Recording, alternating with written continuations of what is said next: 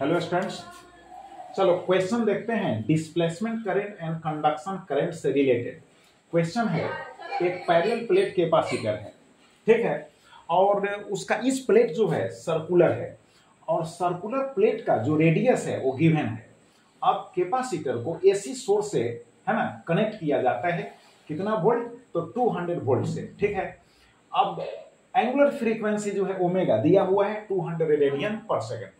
Find, अब निकालना क्या है। नंबर 1 कंडक्शन करंट का IRMS वैल्यू निकालना है। फिर कहता है is IC is equal to ID, यानी conduction current is equal to displacement current. ये पूछ रहा है क्या ये दोनों बराबर होंगे।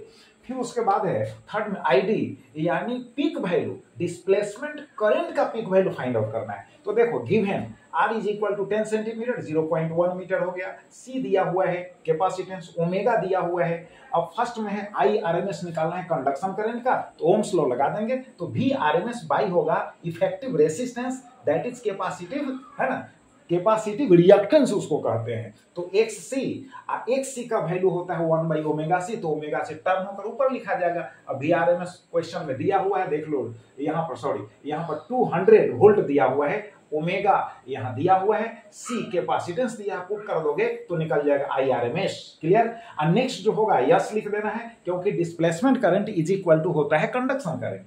और थर्ड में peak value of displacement current find out करना है, तो peak value of displacement current is equal to √2 into हो गया IRMS। तो ये जो IRMS होगा यह भी तो डिस्प्लेसमेंट करंट का वैल्यू होगा, बट ये जो वैल्यू होगा कंडक्शन करंट के IRMS वैल्यू के बराबर होगा। तो यहां से इसको लेकर पुट कर देंगे तो peak value of displacement current find out हो जाएगा। तो चलो इसको रिवाइज करो, है ना। Thank you.